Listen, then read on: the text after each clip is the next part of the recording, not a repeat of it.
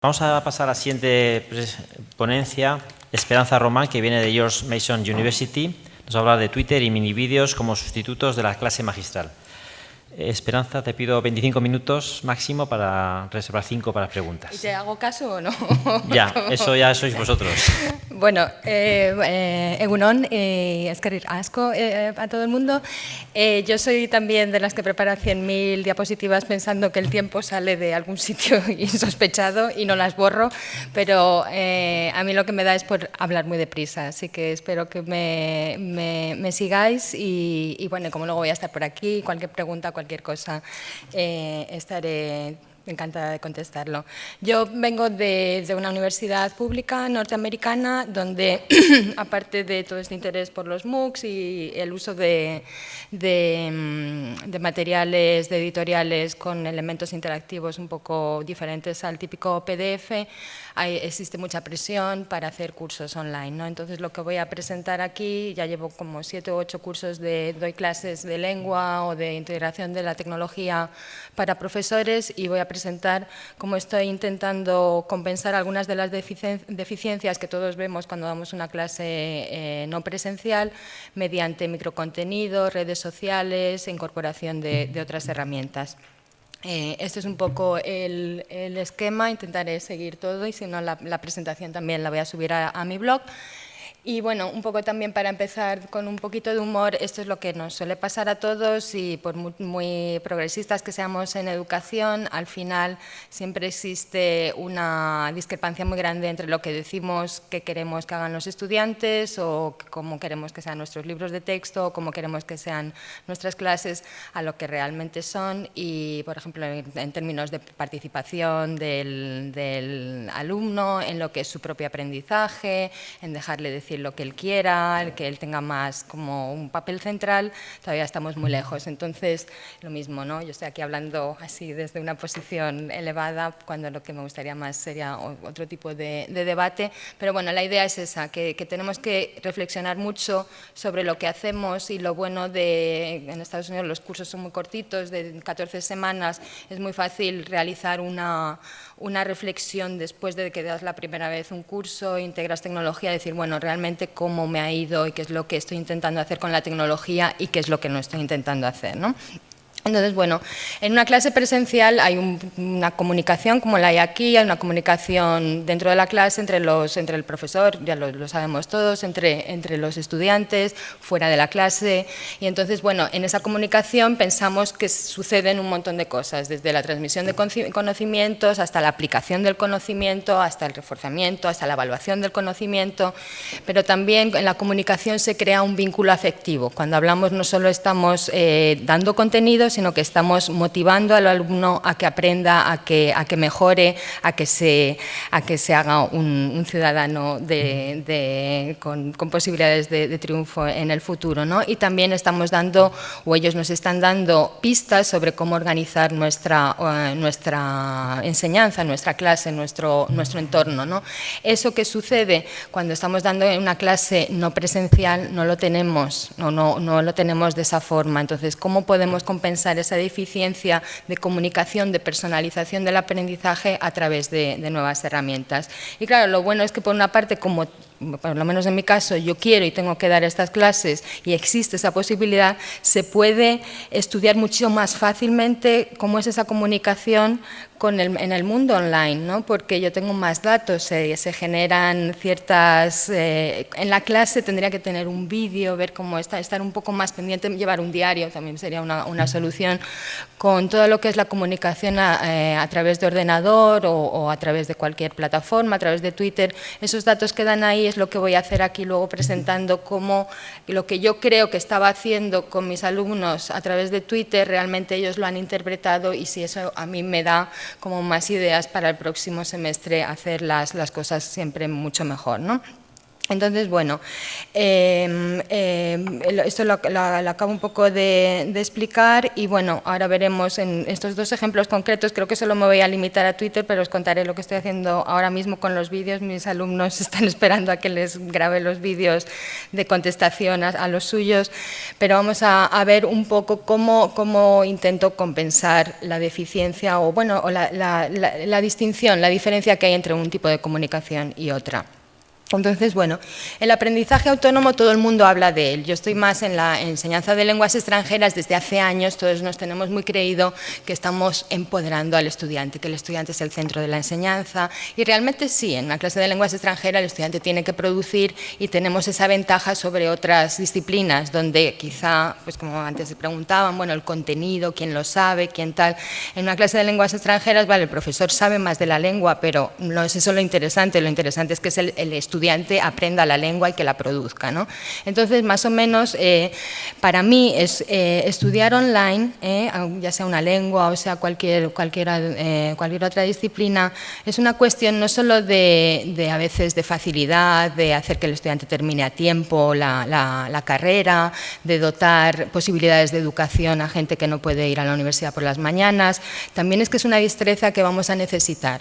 Y yo siempre digo eso, mejor que la aprendas en la universidad, donde todavía es un entorno más o menos seguro, que bueno, te puedes arriesgar a sacar una nota mejor o peor, pero realmente al final estás en clase, te están ayudando, estás ahí para aprender. Pero claro, exige muchísima autodisciplina, exige mucha regularidad. Lo hemos visto todos los que nos hemos matriculado en los MOOCs. Y yo me he matriculado en uno de español de la Universidad de Salamanca y creo que he hecho el módulo 1, ¿no? Que me resultaría fácil, quería verlo, bueno, al final no puedes, ¿no? Entonces, bueno, es un reto muy grande para los estudiantes, para los profesores también, porque tienes que estar pendiente y, bueno, en algún sentido permite la individualización de ese aprendizaje, de ese contacto con la materia, por así decirlo, pero es difícil que se produzca, ¿no? ¿Y por qué es difícil? Yo lo que he observado todos estos años es que mientras que uno está en una clase, aquí más o menos, hay gente que prefiere escribir online, ¿no? Y que te pregunta por email, por Twitter, etcétera, pero claro, en una clase, al ver a las personas, por lo menos al compañero le vas a preguntar, oye, ¿en qué página estamos? O al profesor, oye, ¿qué ha dicho? Puede repetir. Y de lo que están, y al ver al profesor contestar a otros alumnos, se puede animar a preguntar él también. Cuando uno está en un ambiente online, por mucha pandillita, comunidad online que cree con compañeros, la pregunta o la duda la va a tener que plantear el alumno al profesor, o al contrario, el profesor le va a tener que preguntar al alumno casi directamente, oye, ¿por qué no has hecho eso? Estás quedándote atrás, ¿no? Entonces tienes que tener mucho coraje como aprendiz para saber cómo preguntarle al profesor sin que se mosquee, por así decirlo, sin que se enfade contigo, porque ya lo deberías de saber. En una clase más o menos ves las caras de los demás y dices, ay, estos están también muy despistadillos, ¿no? Entonces voy a preguntar. Bueno, el caso es ese, que por ejemplo mis alumnos a veces lo que hacen, se reúnen en Facebook y entre todos ellos hacen como, eligen a uno y dicen, pídele a la profesora que reduzca el número de palabras, ¿no? Porque esto es demasiado, ¿no? Pero bueno, es una dificultad, hay mucho abandono, como todos sabemos, pero aún así, pues claro, ahí está la tecnología, que desde siempre también se ha visto como la gran panacea para mejorar lo que es el aprendizaje autónomo, y en realidad sí que produce, como veremos rápidamente a continuación, tiene muchísimas ventajas, pero a la vez tiene muchísimos inconvenientes, y como siempre, o sea, esto es una constante desde que se empezaron a introducir los ordenadores. Si pensáis en cada una de las ventajas que produce la tecnología, a la vez esa misma ventaja tiene una parte negativa que hay que compensar, ¿no? Y también es que existen muy pocos estudios de realmente cómo estudia un alumno cuando sale de la clase ya con elementos tradicionales, difícil, ¿no? Bueno, abre el libro de texto, no lo abre, hace hay que preguntarle, le tienes que pedir que haga un diario. Pues lo mismo con la tecnología, estas herramientas que nos acaban de presentar, tan bonitas las apps, ¿cómo luego las está integrando el alumno? ¿Cómo van a llegar esos datos a mí? O a mí no me interesa que lleguen esos datos, pero el alumno es capaz de interpretar si está estudiando bien con el phrasal verbs ese que se ha bajado de internet o no, o que está en el módulo adecuado, que se está saltando información, que no se está saltando, y nosotros como investigadores tampoco tenemos acceso a esa información como para ir mejorando, para ir entrenando, porque realmente no sabemos aprender por nosotros mismos. Y claro, ayer hablaban también de esa secuenciación, quién era Tim, ¿no?, que dice, bueno, se va adaptando, pero el aprendiz, como es un proceso que está detrás, que es ciego, vamos, que está oculto, que es oculto. Yo no sé por qué de repente me han puesto como en el Duolingo, alguno a lo mejor lo ha hecho para aprender lenguas, te salta no sé qué, a qué nivel, y yo quiero saber realmente por qué estoy en el nivel, en el 1500, la página 1500 de no sé qué, porque luego lo quiero, esa estrategia o ese conocimiento lo quiero saber aplicar otras veces, ¿no? Entonces es un poco difícil saber. Bueno, algunas de esas ventajas, todo el mundo las conoce, por supuesto, pero podríamos elegir, y perdón que se ha saltado, almacenamiento y recuperación. En todas, lo mismo, cuando pensamos, cojamos por ejemplo multimedia, ¿no? En la tecnología ahora nos permite dar la instrucción por diferentes canales, y eso, bueno, distintos tipos de aprendizaje, estilos de aprendizaje, cognitivos, cómo cubrir esas expectativas, ¿no?, esas necesidades.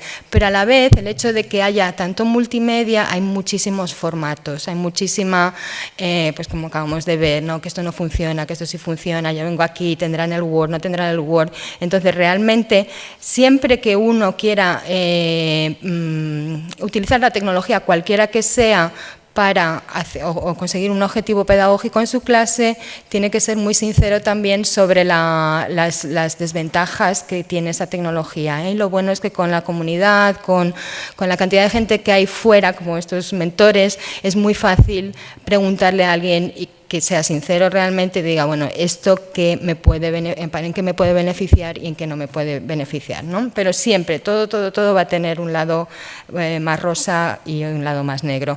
Entonces, los dos cursos que ahora acabo de terminarlo cuando termino el curso en mayo, y el que estoy dando es el siguiente que vamos a ver, que es de español súper básico. Los estudiantes se supone que no saben nada. Este curso es de los más interesantes realmente que he dado, estoy súper orgullosa y no suelo decir cosas así. Fue completamente online, un curso de redacción avanzada, ¿no?, de estilística del español, donde no existía verbo, y en los números 20, 14, 12 no son las medidas de la web o nada así, es simplemente cómo fueron desapareciendo los estudiantes. Entonces llegó un momento incluso que llegué a tener, antes de que empezara el curso, 28, que es un número grande para un curso online en una universidad. Luego se quedaron en 20 el día que empezó la clase, o el día que empezaban el semestre.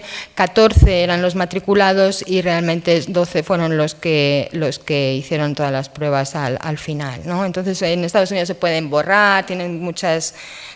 Es diferente a España, pero bueno, es normal que pierdas algunos estudiantes, en clases online son normales estos números, en una clase de lenguas normal no pierden tantos, ¿no? Bueno, el caso es que no quise usar libro de texto y claro, no es que tuve que, pero en diferentes semestres he estado haciendo experimentos con usar, por ejemplo, solo un wiki como plataforma, decidí usar Blackboard, primero porque era un curso online, todo online, entonces los estudiantes ya conocen la estructura de Blackboard, ¿no? Y para hacer, por ejemplo, aunque este curso no tenía exámenes, pero tiene algunas funcionalidades que son interesantes y la universidad lo da. Entonces, aunque yo sea muy promotora del abierto y de compartir, pues aquí estoy con el PowerPoint, uso el Blackboard, pero es que están ahí esas herramientas. Entonces, yo no voy a ir, la universidad no va a dejar de pagar Blackboard porque yo lo deje de usar. Entonces, me parece como ético por mi parte decir, ya que te pagamos este dineral por una licencia de Blackboard, lo voy a usar lo mejor posible, ¿no? Pero eso no quita para que lo compense con otras herramientas, ¿no? Un wiki para toda la parte de diario, de colaboración, comunicación de edición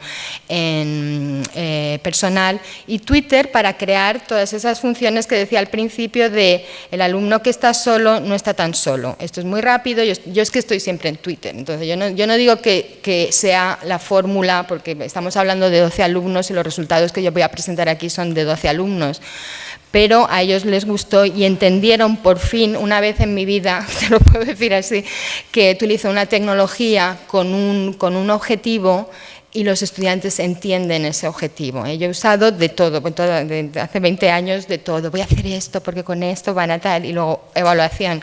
La profesora quería usar esto y no sabemos muy bien por qué, ¿no? Con esto que voy a explicar, realmente sí que ellos lo aprovecharon y entendieron cuál era el sentido, ¿no? Bueno, como he dicho, el otro curso es este, lo voy a pasar solo, es un curso más difícil porque los estudiantes no hablan español todavía, entonces toda esa parte de generación de comunidad, pandillita online, no lo puedo hacer tan fácilmente a no ser que lo haga en inglés, y ahí ya entramos en el debate, bueno, una clase de español online, ¿por qué están usando el inglés, ¿no? Y este es el libro de Pearson que estamos usando, que tiene una plataforma con ejercicios interactivos, pero lo mismo, como no es completo, todas las semanas tienen un módulo de cosas que tienen que hacer, y entonces yo complemento lo que yo creo que el alumno no está haciendo a través de los materiales exigidos, en este caso este libro de texto. Lo que estoy haciendo es que hagan un diario de reflexión para yo ver cómo van aprendiendo, qué es lo que piensan que están aprendiendo y cómo lo están aprendiendo. Tienen entrevistas por Skype conmigo, 2 en 4 semanas, y luego también tienen, la parte de Twitter es completamente, vamos, ellos saben que yo uso un hashtag y dónde estoy, qué hago, pero ellos no tienen que usar nada con eso. Y luego también tienen que, la parte está de los mini vídeos que no me va a dar tiempo a presentar, ellos tienen tareas que hacen un vídeo y se contestan entre vídeos, ¿no? Y es la primera vez que utilizo algo así en una clase de español de este nivel, ¿no? Bueno, es súper importante para mí, yo siempre hago encuestas y les pregunto a veces demasiado cosas que luego con la información totalmente, vamos, fatal, sino siguiendo las recomendaciones de la gente que sabe de encuestas, dice, no quieres usar la información, no la preguntes. Digo, bueno, vamos a preguntar un poco y a lo mejor algún día la necesito, ¿no? Bueno, en este caso siempre les pregunto, cuando utilizo tecnología, al principio del curso, antes de que empiecen, qué es lo que bueno, aparte de qué es lo que usan, dónde lo usan, cuándo lo usan, etcétera. Entonces, de las preguntas más importantes son qué expectativas tienen del curso y qué miedos tienen, y estos cursos que son completamente online, tengo que saber exactamente qué piensan ellos de lo que es aprender online. Entonces, bueno, lo típico, este es el curso de escritura, pues mejorar, aprender el español, vale, no hay ningún problema. Y muy parecido en el del curso de español para iniciales, Learn Spanish, the language, etc. Lo interesante es luego ya qué miedos o qué retos tiene la clase de lenguas, ¿no? Entonces aquí, lo siento porque esto no se va a leer, pero ahí ya tenían que elaborar. En los otros también eran los clouds, esos los wordlists generados con lo que habían dicho en la encuesta. En cualquier caso, aquí lo que están hablando es del tiempo, la disciplina, cómo contactar con la profesora. Muy pocos en esta encuesta preliminar decían la soledad, que me extrañó, pero claro, muchos de ellos viven en el campus, van a tomar otras clases presenciales, entonces tampoco para ellos es más, lo que les produce ansiedad a la hora de hacer una clase online es si van a ser capaces de hacer todas las actividades a tiempo, si se les van a olvidar, pero no el tener que hacerlas solos. Luego ya cuando después del curso se dan cuenta de eso, ¿no? Pero al principio no es algo que a ellos les llame la atención el tener que estudiar, o sea, que les produzca como ansiedad. Y bueno, como cualquiera podría suponer, si resumimos por las frecuencias, el tiempo, las tareas, por ejemplo, los retos y cosas similares, ¿no? Pero la cuestión del tiempo y la disciplina, terminar a tiempo, terminar la clase. En el curso online, que he hecho lo mismo, lo que pasa el curso online, como no tengo la encuesta de después, todavía no sé si ellos han entendido muy bien lo que estábamos haciendo online. Las contestaciones son en inglés, pero es también interesante ver lo mismo, el time, overcome, el management del tiempo. Son estudiantes que estudian, muchos trabajan, muchos tienen familias. Son estudiantes normales, no son vamos, adultos, pero que no es que hayan vuelto a la universidad, pero en Estados Unidos la universidad universidad, por ejemplo, en la que yo trabajo, tiene ese perfil de estudiante, pues que ya tiene otras cosas además de estudiar en su vida, ¿no? Entonces, bueno, volvemos ahora al curso de escritura. Solo os voy a enseñar un poquito de algunas cosas de las que hacíamos. Toda la parte de arriba es del sílabus. No sé si os habéis fijado al principio, había un link, podéis ir al programa de la clase y ver cómo estaba establecido. Allí se especifica hasta qué número de zapato tienes que ponerte para entrar en la plataforma online, ¿no? Es como un contrato. Yo creo que tenía 20 páginas, es el programa de la asignatura más largo que he hecho en mi vida, ¿no? Pero es online, tienes que ponerlo todo muy claro para que ellos, no sé si hacer un vídeo antes de que empiece la clase, el semestre, para que ellos sepan lo que les vas a pedir, cómo se utiliza la plataforma, etcétera, ¿no? Pero más interesantes son las actividades, y entonces desde el principio dije, bueno, si vamos a estar escribiendo en español y no vamos a tener contacto, los chicos tienen ese miedo de no tener primero contacto con el profesor y segundo de no poder manejarse bien el tiempo, yo tengo que utilizar alguna herramienta súper rápida para decirles, para informarles, no del rollo del email, queridos alumnos, acabo de corregir no sé qué y podéis... No, tiene que ser algo en el right on, en el momento, y entonces ahí es donde empecé a usar Twitter, que ya lo había usado antes, pero los alumnos de cursos anteriores no me seguían o seguían el hashtag, pero nunca hacían preguntas, nunca se metieron en decir, pero si la profesora está siempre ahí, la voy a seguir. Y la idea, hablando con alumnos, muchos me han dicho, no, es que nosotros como alumnos tenemos la sensación de que los profesores no queréis que os sigamos en Twitter. Tiene esta idea de Twitter, Facebook, y digo, bueno, pero en Facebook es diferente, en Twitter es que no está abierto, o sea, que yo no te puedo decir que me sigas o que no me sigas, que me hables o que no me hables, no somos amigos, es Twitter. Yo digo cosas, cuando vienen con el hashtag del curso son para ti, las puedes leer, no las puedes leer, pero no significa ninguna relación de amistad entre tú y yo que me sigas o que te siga yo en Twitter, ¿no? Pero bueno, eso ya da más que hablar. El caso es que la comunidad se formaba en varias partes, se formaba haciendo preguntas en el foro, pero no preguntas de mañana que me entra en el examen, no, eran preguntas, oye, yo no sé esto en gramática española, o no sé puntuar, o me has dicho en esta composición la diferencia entre este y aquello y todavía no la tengo clara. Entonces, ellos mismos tenían que todas las semanas preguntar una duda, y también les costó mucho que supieran todo, ¿no? Pero es increíble cuando le dices a alguien, no, puedes preguntarme lo que quieras de la lengua española. No sé, de verdad, muy difícil, ¿no? Pero bueno, esa era una forma de hacer pandilla.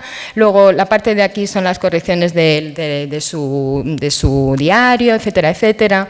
Y luego, bueno, había diferentes componentes. Lo que quiero demostraros, más que demostraros, es cómo creamos esta comunidad en Twitter, y realmente es que estoy todavía emocionada de haber visto las evaluaciones, porque después del curso les hice una evaluación que era anónima, pero era justo después de la última entrevista. Entonces, claro, ahí ellos sabían que esa evaluación, que era para mí, era una encuesta, un ensayo, para un estudio, y bueno, aunque yo no sé quién dijo qué, es más fácil que haya habido cierta presión por parte de la investigadora profesora aquí presente, mientras que luego la universidad también hace una encuesta final, una evaluación del curso, y los resultados son muy similares. O sea que realmente los estudiantes que terminaron el curso estaban contentos de haberlo hecho, de haber escrito tanto online, no estaban tan contentos con la cantidad de palabras que les mandaba escribir, etc.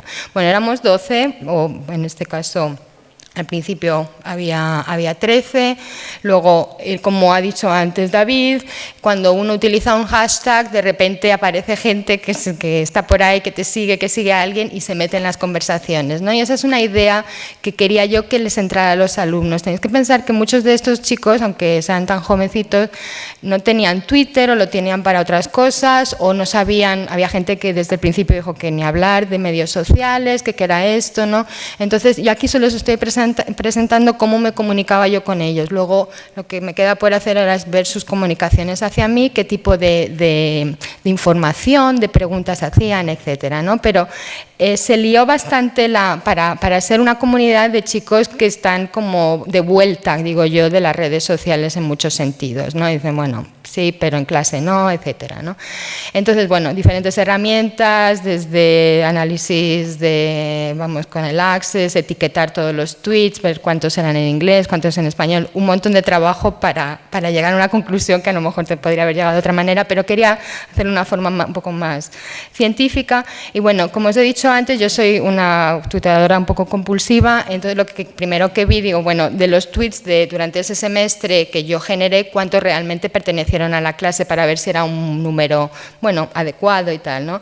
Entonces, durante esos meses, que eran desde enero hasta mayo, unos 3.214 tweets, y de esos 209, unos poquitos eran para esta clase, que no está mal, porque he comparado con cursos anteriores, y en cursos anteriores que no era de escritura el curso, no era de redacción, tuiteaba mucho menos para la clase, porque no tenía yo la percepción de que los estudiantes lo estuvieran realmente viendo, entonces lo hacía yo mis anotaciones de cómo yo estoy dando clase, ¿no? Pero no para ellos. Entonces, ¿cómo tuiteaba yo? Pues normalmente, y ahora veremos cómo lo hago, yo siempre, aunque tuiteo en inglés, hago más tweets en español, ¿no? Y para la clase, pues tenéis ahí un 86% de los tweets que yo mandé para la clase eran en inglés, en español casi un 10%, y en las dos lenguas, que me encanta mezclar a veces, o te entra uno y lo mezclas, como un 4%. Y esto es un poco, las cifras son mayores al porcentaje que cuando yo escribo por Twitter, ¿no? Normalmente un 80% de mis tweets en ese periodo y a lo largo de los últimos 2 años que lo he estado mirando, el 80% lo hago en inglés, en español, perdón, el 18% en inglés, luego mezclando, me encanta ya otra vez 3%, un poquito menos, y un 0%. O sea, la diferencia que veo yo más aquí es en la cantidad en inglés, y eso, bueno, es otro tema de estudio, otro estudio que he hecho, que es realmente, como yo soy profesora de español, no me atrevo a veces a usar inglés en público porque hay una corriente muy grande de hay que utilizar la lengua que se enseña, porque se usamos, y yo estoy un poco como en otra línea, pero bueno, por eso en público todavía intento como que no se me note que, bueno, que hay veces que necesitas hablar en la lengua que compartes con el estudiante para que se entere simplemente, ¿no? Bueno, las palabras en inglés, por supuesto, menos tweets, menos palabras, 356 palabras, en español un montón, 3.000. Entonces esas las sometí a un analizador lingüístico para ver simplemente, y eso también es otro estudio de los sentimientos y el tipo o sea, por qué uso a veces inglés y por qué español, y si detrás ya no solo de mi uso consciente, sino que la información es diferente dentro de uno u otro, ¿no? Entonces ahí sí se ve muy claro que para cosas más metacognitivas y más como académicas uso el inglés, para la parte social, para la parte cariñosa, para la parte familiar utilizo el español, incluso en los tweets de la clase, ¿no? Es como yo intento crear, y es raro porque mis estudiantes son casi todos angloparlantes, entonces si me quiero sentir como más unida a ellos debería usar su lengua para eso, pero a mí no me sale, o sea, mi lengua cariñosa es el español, no el inglés, ¿no? Bueno, y luego ya el gran palizón fue ver todos esos tweets de la clase con el hashtag y ver específicamente para qué los había usado, ¿no? Entonces, la mayor parte, estos son números, ¿no? Entonces, de los 209, 105 tweets eran informar sobre la clase. Entonces, siguiendo esa idea de que los estudiantes, aunque tengan la plataforma, aunque tengan el email, aunque tengan todo, al final en Twitter es mucho más rápido para decirles, bueno, ya está corregido tal, mañana tenéis que hacer cosas de estas de andar por casa, vamos, de andar por clase diría yo, pues ese tipo de información, o mañana tenéis que entregar no sé qué, no se te olvide, pero también hay información de tipo gramatical, cosas súper asépticas, ¿no? Para socializar es el siguiente bloque de tweets, o sea, yo siempre les intentaba, pues si había fútbol, ¿no? Tenía 3 estudiantes súper superfutbolera, Real Madrid, no sé qué, no sé cuántos, un par de cositas así, porque yo sabía, y además es que yo al principio pensaba que ellos no me iban a contestar y empezaron 2 o 3 a tirar del grupo y casi todos de estos 11 que eran los que más participaban empezaron a darse cuenta que es que yo les contestaba. Yo creo que esa es la gran incomprensión entre profesores y alumnos, es la cantidad de cosas que pensamos nosotros de ellos y ellos de nosotros que no sabemos. Y yo no sé si es bueno que las sepan, pero el caso es que no tenemos ni idea hasta qué punto ellos piensan lo que hacemos fuera de clase, que no es que lo tengan que saber, pero toda la parte académica de ser profesor, y lo mismo nosotros con ellos, ¿no? Y dices, bueno, tú, ¿cuántas horas abres el libro? ¿Y por qué no lo abres? Y dices, no, tienes que abrir 4 horas el libro. Y dices, que no puedo. Entonces, ¿por qué estás tomando esta clase? Sabes que hay una desconexión total, ¿no? Y con estas herramientas, creámoslo o no, empieza a acercarse como los intereses durante el curso. Luego no tienen por qué estar ahí ni nada, ¿no? Bueno, también empecé a ver que muchos me preguntaban preguntas por Twitter, y a veces es difícil, pero se les puede mandar un enlace, o ya cuando yo no me enteraba ni de la pregunta, digo, venga, vamos al email y me lo preguntas por email, porque en 140 caracteres en una lengua que no es tuya no me estoy enterando, ¿no?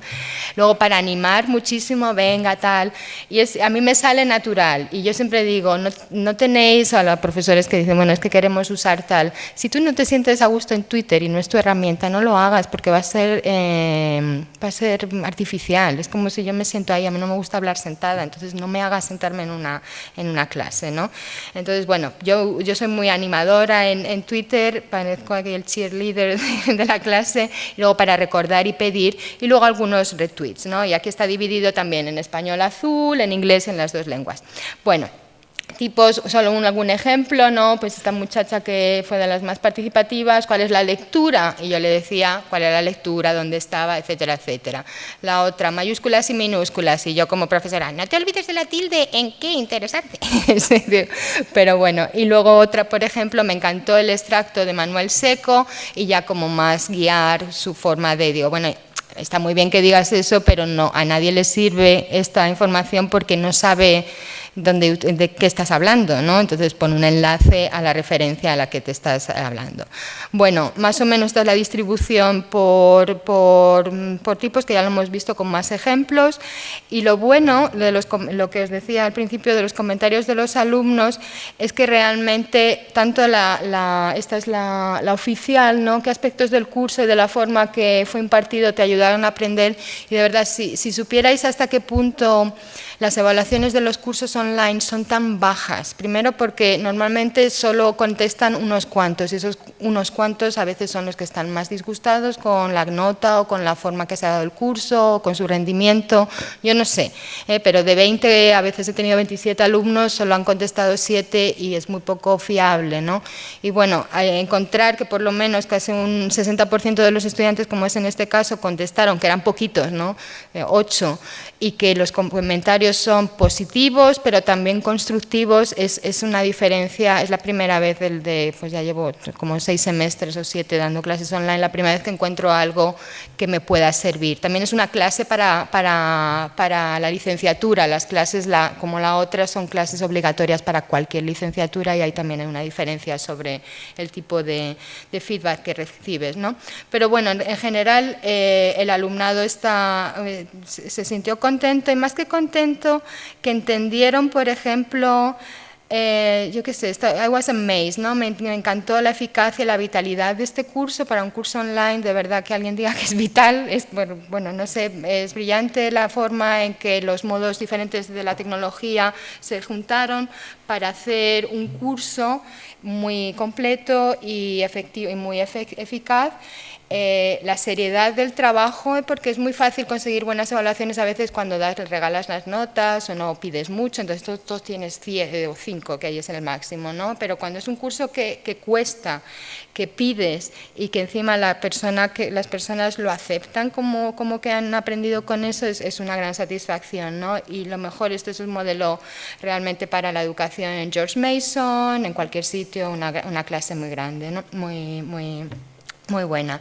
Y en la encuesta no oficial lo mismo, ahí ya, y el que quiera hacer esto sí que pedí la encuesta de un alemán que yo creo que está trabajando en China como profesor de inglés, entonces habían hecho un estudio también así de cómo usa Twitter con sus alumnos, entonces yo lo he adaptado para los míos, es súper simpático él a la hora de ceder los derechos o de cederla tranquilamente, y lo mismo yo, así que si alguien quiere, ahí pregunta mucho más, ¿no? Esto solo son la parte de comentarios y lo mismo, ¿no? Y si eso puedo terminar aquí, lo de los vídeos, ya os digo que es a raíz de que en la clase de español online, al ser inicial, no puedo crear este ambiente con los estudiantes, aunque tengo algunos que me siguen en Twitter, es completamente diferente, solo son 4 o 6 semanas, ¿no? Ahora ya estamos acabando esta semana, entonces lo que he hecho es crear la comunidad dentro con vídeos, pero todavía tengo que mejorar mucho ese aspecto cuando el estudiante está aprendiendo una lengua que no conoce y cómo crear esa sintonía con él, ¿no? Pero bueno, ahí estoy, a lo mejor el año que viene os puedo presentar algo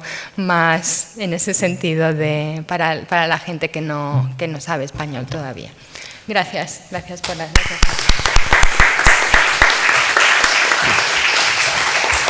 Gracias, Esperanza.